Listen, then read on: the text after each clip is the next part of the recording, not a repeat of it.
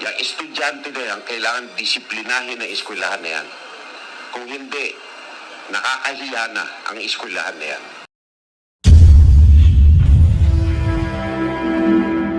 Magandang araw po at magandang gabi sa mga nakakapanood sa gabi at sa lahat po ng naabot ng video nito. Welcome po dito sa ANBO Avoy Mix Videos. Ngayon po may balita po tayo na nakakakulo ng dugo, no? Isa na namang estudyante, no? Estudyante na pasikat, no? So tignan po natin. Mula po ito sa UNTV News and Rescue, no? Sige, tignan po natin ang balita. You are not all welcome in academic spaces because you are the #1 human rights violator.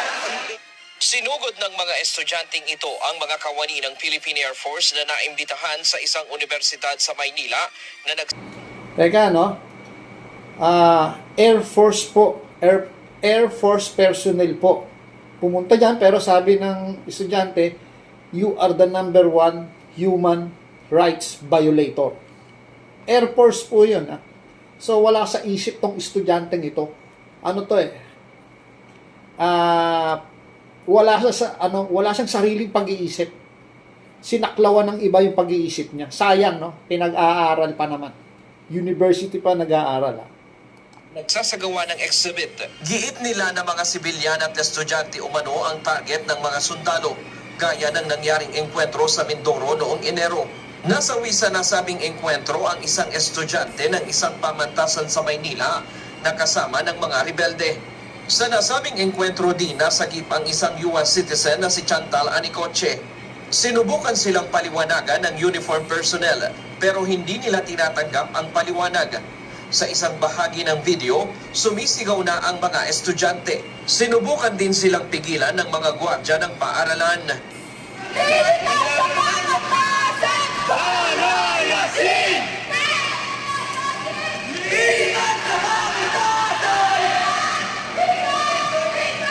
Nangyari ito nitong Martes sa isang universidad sa Maynila para sa pre-anniversary exhibit ng Philippine Air Force at sa pagdiriwang ng kanilang 79th founding anniversary at bilang pagsuporta sa founding anniversary ng nasabing universidad.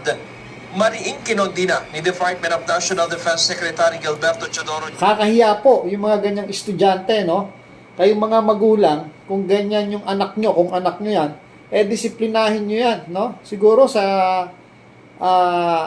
loob ng tahanan nyo, pasaway ang mga anak nyo, di ba?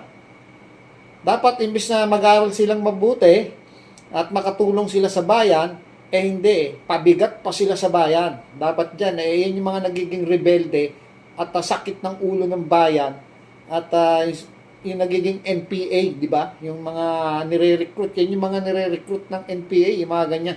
Maaring dyan sa eskwelahan na yan, hindi natin alam kung anong university. May mga NPA na teacher dyan. Secretary Gilberto Chodoro Jr. ang asal ng isang estudyante. Hindi anya katanggap-tanggap ang asal na ito, lalo pat matagal na umano itong nananatili sa kolehiyo. Malinaw anya na pambabastos lamang ang ginawa ng estudyante. Nakita ko na ang mga sundalo natin na inimbita sa isang eskwelahan ay binastos ng isang estudyante na ayaw na sagot. Gusto lang palakasin ng boses niya para sa kanyang gustong i-broadcast. At may nagsabi sa akin na yung estudyante na yan, 8 taon na, nasa first year college pa. Grabe, 8 taon na, nasa first year college pa. Di ang bobo mo, no? Bakit ka bobo? Kung 8 taon na, nasa first year college ka pa lang. Ibig sabihin, sinasayang mo yung pera ng nagpapaaral sa'yo. Di mo ba naisip yun? Kung di mo naisip yun, bobo kang estudyante ka.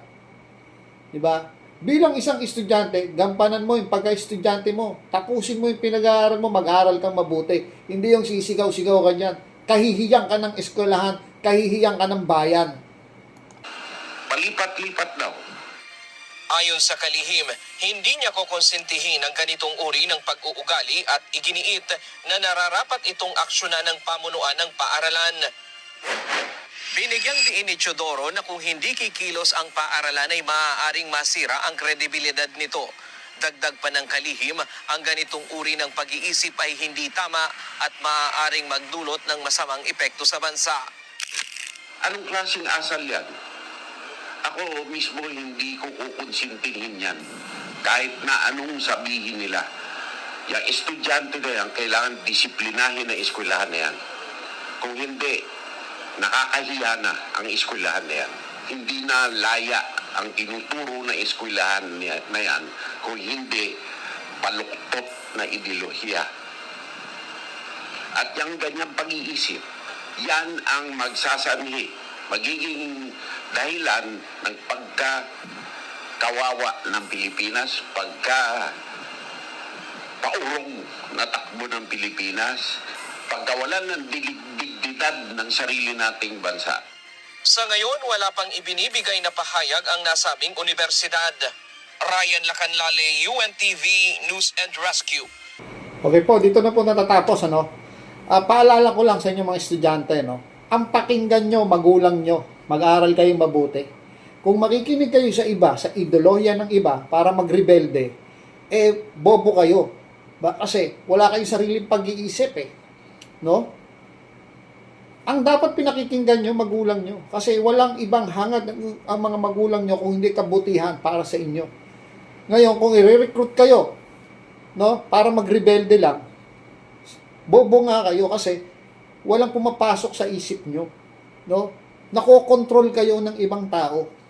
So, sasabihin nyo, napakagaling nyo dahil nasa university kayo.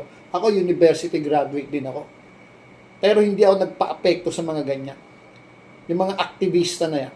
Diyan kinukuha ng mga... Tingnan mo yung mga nangyari doon sa Mindoro ba yun? Ano? Ginawa nila. Buti nga na-rescue pa yung isa. Anong ginagawa ng ano doon? Nila doon sa gubat na yon?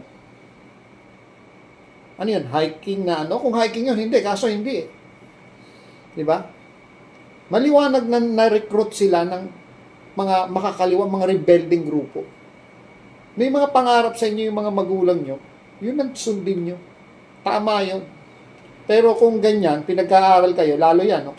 8 years na, palipat-lipat. Wala kang awa sa magulang mo. Ikaw na estudyante ka. Wala kang awa sa magulang mo. Pinag-aaral ka, sinasayang mo yung taon mo dyan. Imbis na nagtatrabaho ka na. Kayo mga estudyante, ha, tandaan nyo to, hindi pa kayo gumagastos. No? Para sa sarili nyo. Wala pa kayong mga anak. Hindi pa kayo naghihirap. Estudyante pa nga lang kayo.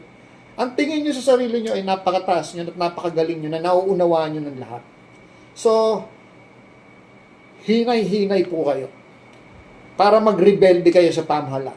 Huwag po kayong magre-rebelde sa pamahalaan. No?